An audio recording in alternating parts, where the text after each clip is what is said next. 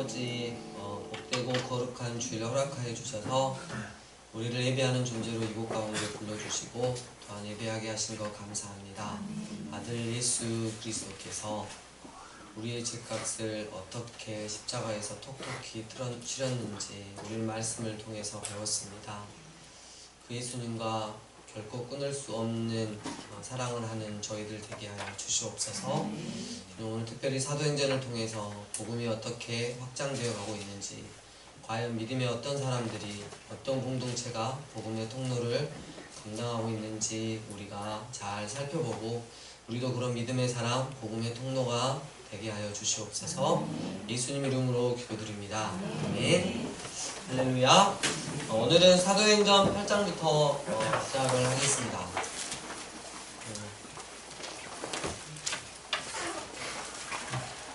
스데반 집사가 순교를 당했습니다. 순교를 당한 그 뒷면에 음모를 꾀한 주동자가 있었으니 이는 곧 히브리어로 사울, 그리고 헬라어로는 바울이라고 불리우는 자가 있었습니다. 8장 1절 사울은 그가 죽임당함을 마땅히 여기더라. 그날에 예루살렘에 있는 교회에 큰 박해가 있어 사도 외에는 다 유대와 사마리아 모든 땅으로 흩어지니라. 그랬어요. 이제 이렇게 우리가 살펴봐야 되는 게, 교회에 엄청난 핍박이 왔다.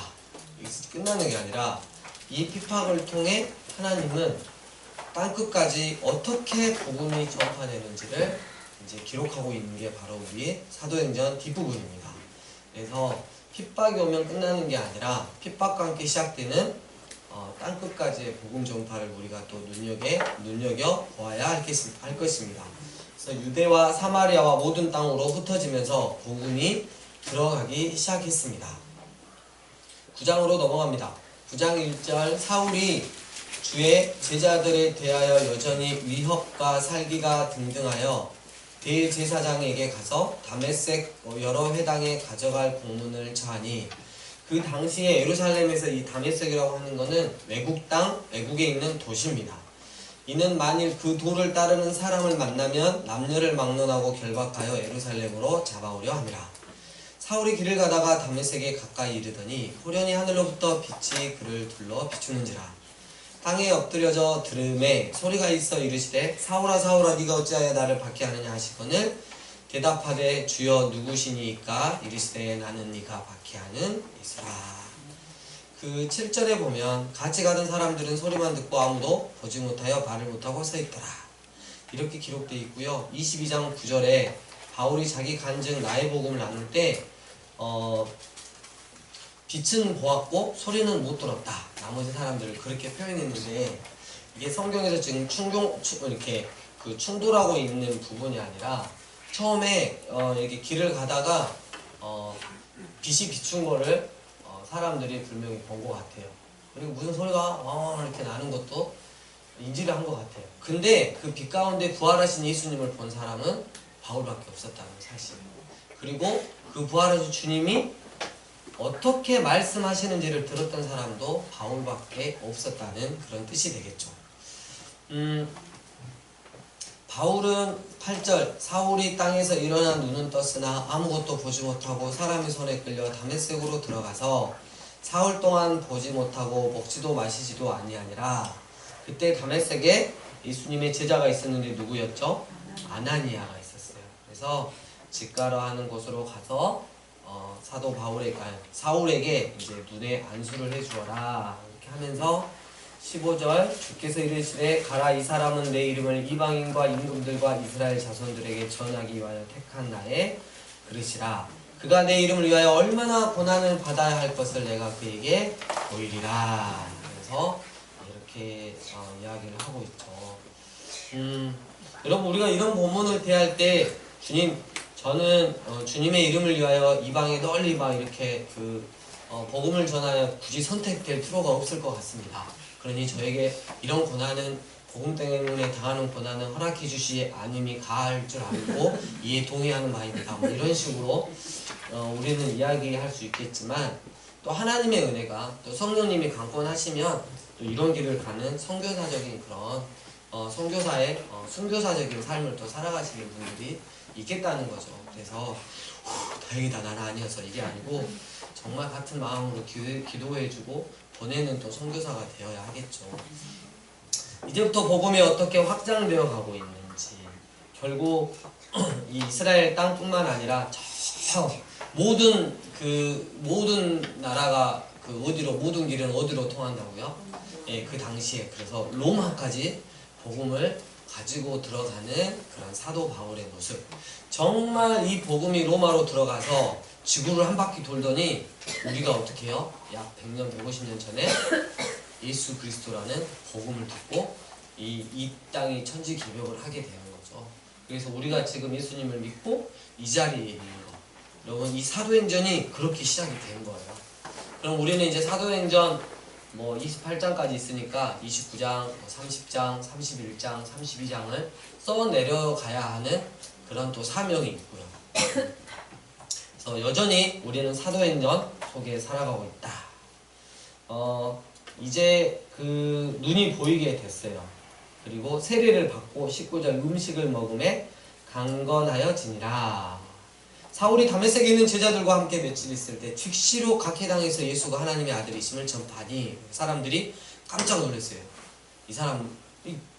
사울이 분명히 예수 믿는 자들을 잡아다가 심지어 죽이까지 했던 사람인데 갑자기 예수님이 하나님의 아들이시고 구약에 예언된 참 메시아라는 걸 선포한 거죠. 여기서 이제 중요한 게 19절에서 20절 넘어올 때 우리가 갈라디아서 1장 16에서 18절을 살펴보면 바로 즉시로 간 게 아니라 다메섹에서 그 엄청난 부활하신 주님을 만난 뒤로 눈이 떠진 다음에 어디로 갔어요?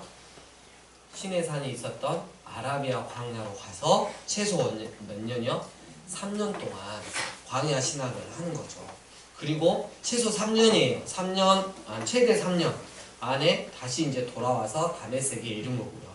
그래서 바울은 무엇을 했을까? 그러면 모세처럼 엘리야처럼 그 있던 시내산에 가서 구약에서 예언됐던 수많은 것들을 이제 예수 그리스도로 맞추기 시작하는 거죠.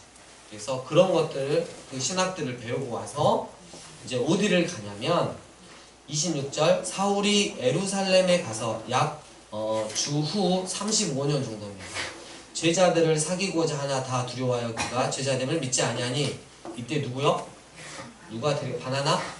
네, 바나바가 데리고 사도들에게 가서 그가 길에서 어떻게 주를 보았는지와 주께서 그에게 말씀하신 일과 다메섹에서 그가 어떻게 예수의 이름을 담대히 말하였느니를 전하였느니라. 이때 약 한 15일 정도 머물면서 베드로와 예수님의 친동생이자 예루살렘 교회 수장인 야고보에게 예수님이 살아생전에 이 땅에 계실 때 어떠하셨다라는 말씀들을 전승들을 다 듣게 되는 거죠. 광야에서 구약을 통한 신학 공부, 그리고 실제적인 예수님과 함께 있었던 제자를 통한 그런 전승들을 듣고 이제 사도 바울은 이방인에게 복음을 전하는 완전한 그릇으로 거듭나게 되었던 것입니다. 자, 이때 이제 하나님께서 이제 사울을 바로 쓰셨냐? 30절 형제들이 알고 가이사랴로 데리고 내려가서 사울을 죽이려고 하니까 다소에 보냈어요. 다소는 어디죠? 바울의 고향이에요. 지금으로 말하면 터키 쪽에 있는데요. 거기서 여러분 준비가 다 됐는데 몇 년이요? 10년을 하나님께서 마치 선생님 하기 전에 교생 실습하듯이 자기 고향에서 복음 전도를 위해서 또 준비하는 그런 기간들을 갖게 되었던 것입니다. 베드로의 이야기가 잠깐 나옵니다. 10장 가이사랴의 항구 도시입니다. 고넬료라 하는 사람이 있으니 이달리아, 이걸 그냥 편하게 이탈리아라고 하면 얼마나 편할까요? 우리 읽으면서 이탈리아가 어디지? 달려야 되나? 막 이런 식으로 생각할 때 이게 이탈리아인데 이탈리아 부대라 하네 이렇게 하면 좋잖아요. 군대의 백부장이더라. 그가 경건하여 온 지방과 더불어 하나님을 경외하며 백성을 많이 구제하고 하나님께 항상 기도하더니, 근데 이게 이제 상달이 된 거예요. 하나님께서 이방인에게 구원을 베푸시려고 마음을 먹으신 거죠.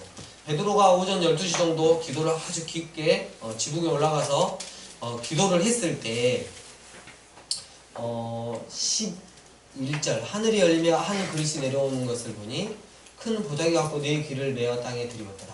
그 안에 땅에 있는 각종 네 발 가진 짐승과 기는 것과 공중에 나는 것들이더라. 또 소리가 있어 베드로야 일어나 잡아먹으라. 그러니까 베드로가 주여 그럴 수 없나이다. 이건 너무 속되고 깨끗하지 않으니까 먹을 수 없습니다. 이랬을 때 15절 두 번째 소리가 있을 때 하나님께서 깨끗하게 하신 것을 네가 속되자 하지 말지어다. 이렇게 해놓고 이런 일이 3번 있었는데 이상하다 이런데 밖에서 누가 찾아왔어요. 그때 성령님께서 베드로에게 말해요. 따라가라. 그래서 따라가가지고 고넬료의 집으로 들어갑니다. 이방인이에요. 상종하지 않은 이방인이었어요. 30절 고넬료가 이르되 내가 나흘 전 이맘때까지 내 집에서 제9시 기도를 하는데 갑자기 한 사람이 빛난 옷을 입고 내 앞에 서서 말하되 고넬료야 하나님이 내 기도를 들으시고 내 구제를 기억하셨으니 사람을 요바에 보내어 베드로라 하는 시몬을 청하라. 그가 바닷가 무두장이 시몬의 집에 유숙하기라 하시기로 내가 곧 당신에게 사람을 보내었는데 오셨으니 잘하였나이다. 이제 우리는 주께서 당신에게 명하신 모든 것을 듣고자 하여 다 하나님 앞에 있나이다. 여러분 우리 친구들 너네스쿨 학생들 그 무두장이 시몬의 집 그때 보셨죠? 가이사랴 한국 가가지고 마지막 날 막 사진 찍으면서 찍었잖아 사진. 이런 사기꾼들 분명히 찍었는데 34절 베드로가 입을 열어 말하되 내가 참으로 하나님은 사람의 외모를 보지 아니하시고 할렐루야 각 나라 중 저는 뭐 외모를 봐도 뭐 저랑 영어는 상관이 없겠지만 여러분들은 시험 들지 않을까. 각 나라 중 하나님을 경외하며 의를 행하는 사람은 다 받으시는 줄 깨달았도다. 이러면서 이제 예수 그리스도에 대한 복음을 탁 전하고 세례를 줬을 때 44절 성령이 말씀 듣는 모든 사람에게 내려오시니 그래서 성령의 역사가 탁 일어나는 거예요. 그래가지고 이게 엄청난 이제 이방인들에게 복음이 이제 확산되어 가는 거죠. 근데 11장에 꼭 방해하는 무리들이 누구냐면 교회 안에 기득권들이에요. 기득권들. 유대에 있는 사도들과 형제들이 이방인도 하나님의 말씀을 받았다함을 들었더니 베드로가 예루살렘에 올라갔을 때 할례자들이 비난하여 이르되 네가 무할례자의 집에 들어가 함께 먹었다. 막 이렇게 해가지고 이제 이야기를 하는 거죠. 하나님이 이렇게 하시는데 내가 어떻게 막느냐. 그랬을 때 그 17절 그런즉 하나님이 우리가 주 예수 그리스도를 믿을 때 주신 것 같은 선물을 성령님을 그들에게도 주셨으니 내가 누구에게 하나님을 능히 맡겠느냐 하더라. 그들이 이 말을 듣고 잠잠하여 할례파들이 하나님께 영광을 돌려 이르되 그러면 하나님께서 이방인에게도 생명 얻는 회개를 주셨네. 말은 이렇게 했지만 마음속이 어때요? 그래도 하나님은 받아야 되는 거 아니야? 이렇게 속으로 하는 거죠. 모세 7부터 지켜야지. 이런 마음들이 있었죠. 그 마음을 계속 담고 있다가 복음이 전파되면 그곳에 가갖고 뭐라 그래요? 야, 오직 믿음으로 구원받는 거 플러스 너희는 뭘 받아야 된다? 할례를 받아야 한다. 내가 할례 전문가다. 이런 식으로 해가지고 3명당 3만원 해가지고 할례를 교육해주고 모세 율법을 진아영 학생 왜 이렇게 좋아하나? 할례에 대해서 혹시 아나? 이 학생은 모를 텐데.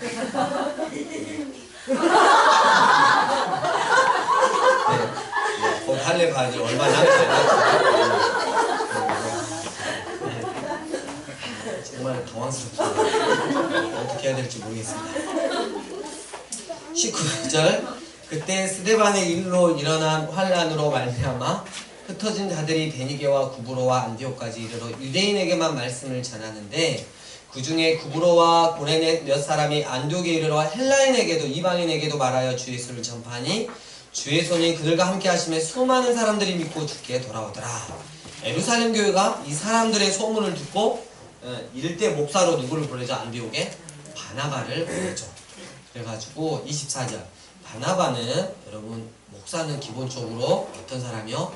착한 사람이요 성령과 믿음이 충만한 사람이 되어야 합니다. 그러면 큰 무리가 주께 더하여집니다. 바나바가 사울을 찾으러 다소에 가서 만남에 안디옥에 데리고 와서 둘이 교회에 1년간 모여있어 큰 무리를 가르쳤고 제자들이 안디옥에서 비로소 그리스도인이라 일컬음을 받게 되었더라. 그래서 예수님, 그리스도, 예수님으로만 설명되어질 수 있는 사람들. 그때 선지자들이 예루살렘에서 안디옥에 이르니 그 중에 아갑으로 한 사람이 일어나 성령으로 말하되 천하의 큰 흉년이 들리라 하느니 글라우디오, 이거는 그 로마 황제 이름입니다. 주 41에서 54년에 있었다. 때에 그렇게 되니라. 제자들이 각각 그 힘들어 유대에 사는 형제들에게 부조를 보내기로, 구제헌금을 보내기로 작정하고 이를 실행하여 바나바와 사울의 손으로 장로들에게 보냈다. 이게 약 46년. 그래서 예루살렘 사울이 2차로 방문하는 그런 기간이 되겠습니다. 12장 헤롯 아그리파 1세 때 요한의 형제 야고보를 어떻게 해요? 칼로 죽이는 사도 중에 첫 순교자가 발생했습니다. 그래가지고 분위기를 잡아서 누구도 잡았다? 초대교회 거의 수장급인 베드로도 잡아가지고 내일이면 이제 죽이려고 딱 옥에다 가다 놨어요. 5절 이에 베드로는 옥에 갇혔고 교회는 그를 위하여 간절히 하나님께 기도하더라. 내일이면 어떻게 된다고요? 죽어요. 6월절 후에 백성 앞에 끌어내고자 하더라. 헤롯이 잡아내려고 하는 그 전날 밤에 우리 베드로 형님은 그것도 두 군인 틈에서 두 쇠사슬에 매여 어떻게 해요? 앉아서 자는 것도 아니고 세상 좋게 누워서 주님이 하실 겁니다.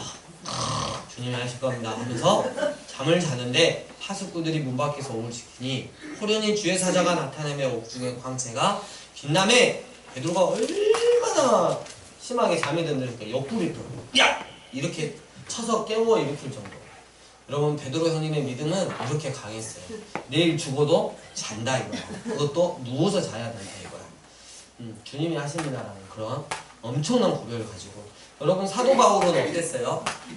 밤새도록 찬양하고 기도했잖아요. 여러분 누구 하고 싶으세요? 전 개인적으로 베드로 하고 싶어요. 똑같은 믿음입니다. 똑같은 믿음이고 우리 베드로 형님 보면 왠지 우리하고 좀 친숙한, 우리가 자꾸 주님을 좀 배신하려고 그러고 주님을 좀 애면하려고 그러고 가끔 막 주님을 막 이렇게 하는데 바울은 너무 보기에 좀 완벽하잖아요. 그죠? 그래서 우리가 좀 닮기에는 힘들고 그가 받은 고난이 너무나 힘들었기 때문에 그리고 같이 좀 안 친하고 싶어요. 천국에 가면 우리가 누구한테 가서 많이 있겠죠?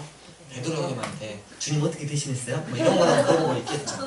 왠지 바울한테 가면 혼날 것 같은데. 교회는 이를 위해서 기도했어요. 자,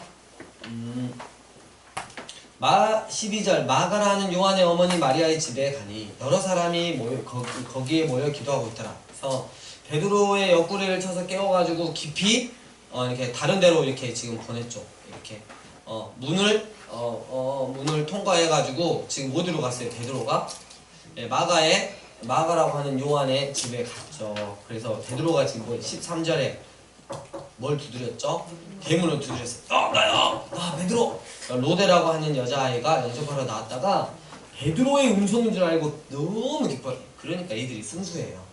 문을 미처 열지 못하고 달려 들어가서 얼른 문을 열어줘야 되는데 너무 기쁜 나머지 베드로가 대문 밖에 있어요! 그랬더니 엄청 베드로에 막 풀려나기 위해서 기도하는 그 수많은 사람들이 미친 거 아이가? 이런 식으로 애한테.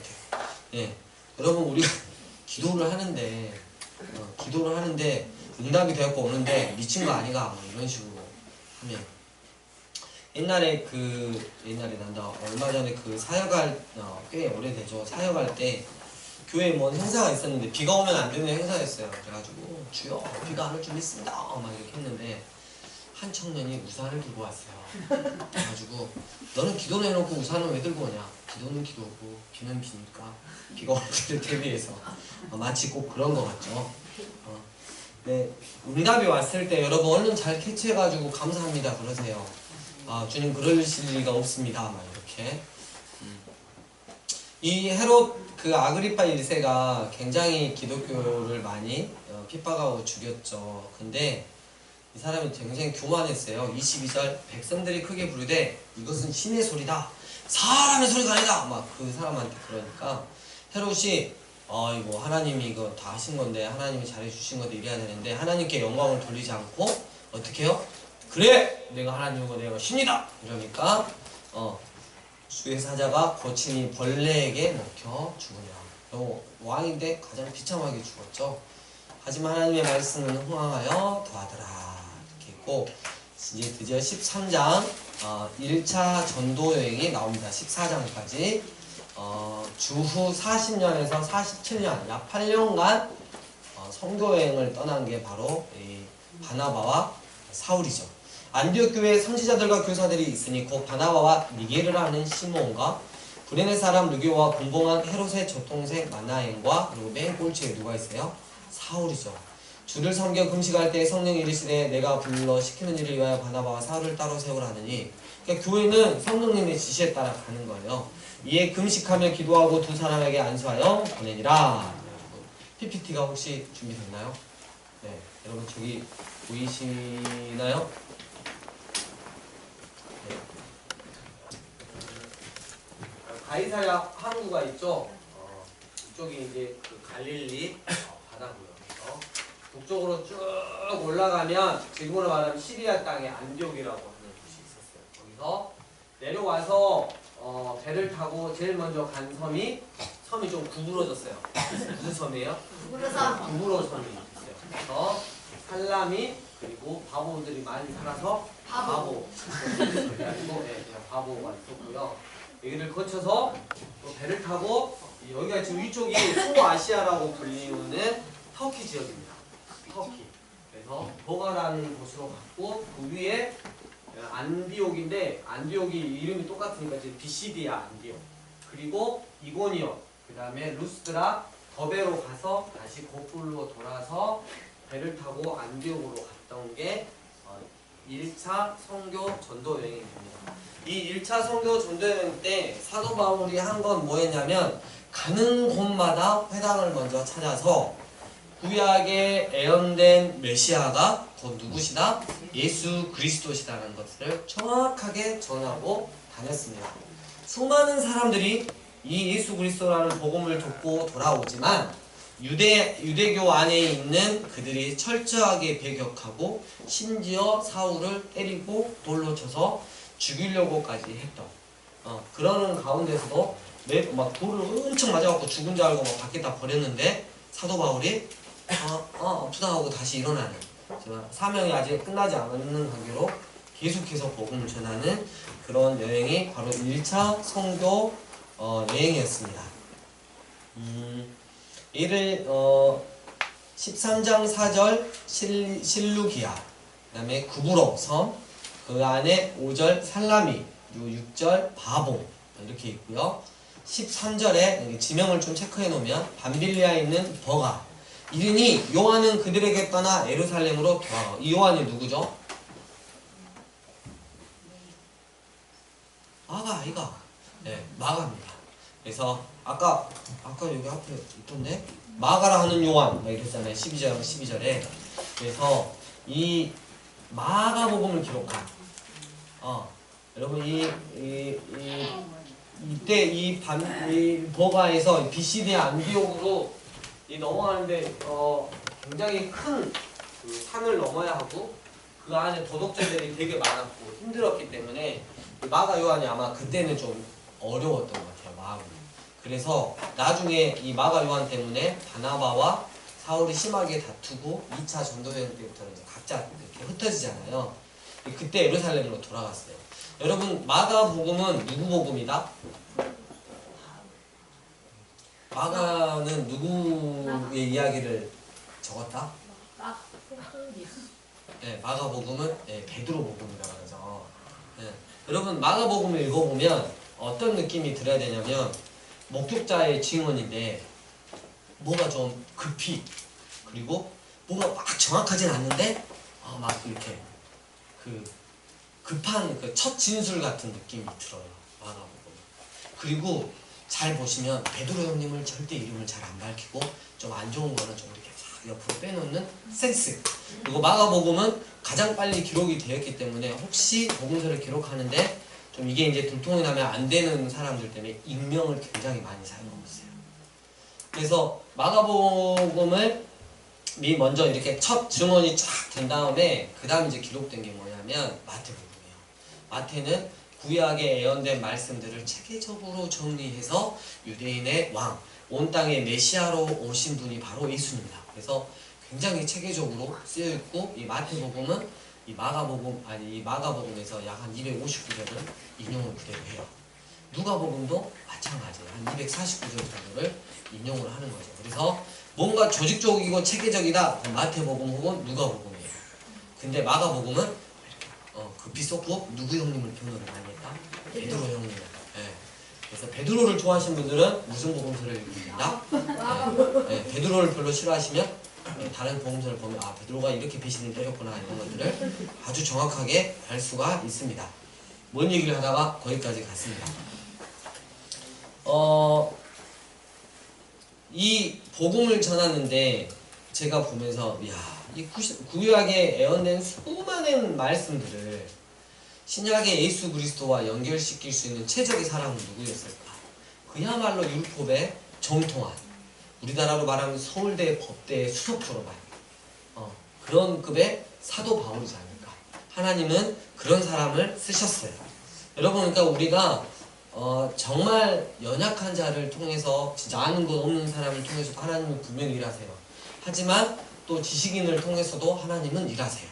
그러니까 제가 말씀드리고 싶은 건 뭐냐면, 하나님은 다양한 사람들 그 누구라도 예외 없이 통해서 일하신다는 거예요. 복음이면 됐지! 공부 안 해도 돼. 여러분, 저는 이건 무조건 반대입니다. 복음이니까 공부 열심히 해야 되는 애가 있고, 기술을 열심히 배워야 되는 애 있고, 예체능으로 음악을 열심히 혹은 미술을 열심히 해야 되는 애, 이게 다 모여서 하나님 나라가 되는 거예요.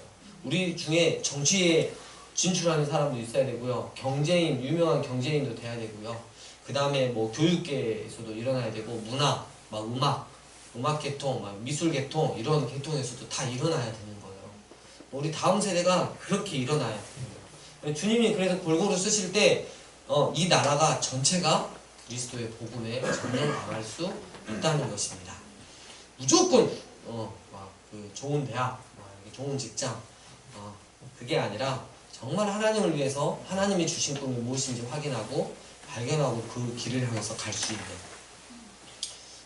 그런 게 됐으면 좋겠습니다. 14장 1절 이고니온, 그리고 6절 루가오니아의 두성 루스드라와 더베 그 근방에 가서 복음을 전하더라. 8절 루스드라. 그래가지고 바나바는 12절에 뭐라 그래요? 이게 그리스 신화에 나오잖아요. 바울은 그 중에 말하는 자이므로 누구요? 헤르메스는 제우스의 대변인이에요. 성경에도 이런 거짓 우상들이 나오는구나, 신들이 이렇게 나오고요. 복음을 전하는데 16, 17절에 이런 말씀을 하십니다. 하나님이 지나간 시대에는 모두 민족으로 자기들의 길들을 가게 방임하셨으나 그러나 자기를 증언하지 아니하신 것이 아니니, 보세요, 곧 여러분에게 하늘로부터 비를 내리시며 결실기를 주시는 선한 일을 하사 음식과 기쁨으로 여러분의 마음에 만족하게 하셨느니라. 이렇게 말씀하고 있어요. 그러니까 예수님이 오시기 전에 모든 민족들을 하나님이 일단 그대로 가게 하셨으나 하나님이 하나님 되심을 안 나타내신 게 아니고 뭘 통해서? 이 피조물과 온 세상의 창조물들과 그리고 이 자연을 통해서 당신 되심을, 창조주 하나님 되심을 분명히 드러냈다는 거예요. 그리고 이제 때가 되매 아들 예수 그리스도 구원자를 나타내셨다는 거죠. 그래서 핑계할 게 없다는 거죠. 19절 유대인들이 안디옥과 이고니온에서 와서 무리를 충동하니 그들이 돌로 바울을 쳐서 죽은 줄로 알고 시내로 끌어 내치니라. 제자들이 둘러섰을 때 바울이 일어나 그 성에 들어갔다가 죽은 줄 알았는데 다시 어때요? 그냥 일어나 버렸어요. 이튿날 바나바와 함께 더베로 가서 복음을 그 성에서 전하여 많은 사람들을 제자로 삼고 루스드라와 이고니온과 안디옥으로 돌아가서 제자들의 마음을 굳게 하여 이 믿음에 머물러 있으라 권하고, 또 우리가 하나님 나라에 들어가려면 많은 환난을 겪어야 할 것이라 하고 각 교회에서 장로들을 택하여, 지금으로 말하면 목사들입니다, 금식 기도하며 그들이 믿는 주께 그들을 위탁하고 비시디아, 밤빌리아, 아탈리아 배를 타고 안디옥에 이르니 이곳은 두 사도가 이룬 그 일을 위하여 전에 하나님의 은혜에 부탁하던 곳이라. 그들이 이르러 이제 선교 보고를 하는 거죠. 교회를 모아 하나님이 함께 행하신 모든 일과 이방인들에게 믿음의 문을 여신 것을 보고하고 제자들과 함께 오래 있느니라. 이 많은 지역을 다니면서 복음을 믿는 자에게는 계속해서 복음이 이렇게 믿음이 있는 자에게는 복음이 증거되었고 복음을 거부하는 자들로 말미암아 이 복음이 어디로 향했다? 이방인들로 향하게 됩니다. 필연적인 하나님의 역사가 일어나게 되는 것입니다. 여러분 우리가 복음을 거부하면 하나님은 아이고 여기서 끝내시는 게 아니라 더 목마른 자들을 찾아서 그 복음을 흘러가게 한다는 거죠. 우리가 교회의 사명을 감당하지 않는다면 주님께서는 언제든지 이 교회 그냥 버리시고 당신 뜻의 마음에 맞는 교회 예배 공동체를 찾아가서 성경 공동체를 찾아가서 당신의 일들을 하신다는 거죠. 우리가 주님을 선택하는 문제가 아니라 주님이 우리를 선택하시는 문제이기 때문에 우리는 늘 어디서나 말씀과 기도가 결론이 된 그런 공동체의 모습으로 주님의 마음을 시원케 해드리는 교회가 되어야 할 것입니다. 작지만 연약하지만 그 어떤 것을 잘하는 교회가 아니라 주님의 마음을 잘 헤아리고 주님이 일하실 수 있도록 기도하고 주님이 마음에 부담감을 주실 때 그것들을 기쁨으로 감당해낼 수 있는 우리 교회 공동체가 되었으면 좋겠습니다. 아멘. 우리 주님 가르쳐 주신 기도로 마치겠습니다. 하늘에 계신 우리 아버지 이름이 거룩히 여김을 받으시오며 나라의 마음으로 뜻이 하늘에서 이루어진 것 같이 땅에서도 이루어지이다. 오늘날 우리에게 일용할 양식을 주옵시고 우리가 우리에게 죄 지은 자를 사하여 준 것 같이 우리 죄를 사하여 주옵시고 우리를 세면을 가지 마옵시고 다만 악에서 구하옵소서. 내게 나라와 권세와 영광이 아버지께 영원히 있사옵나이다. 아멘.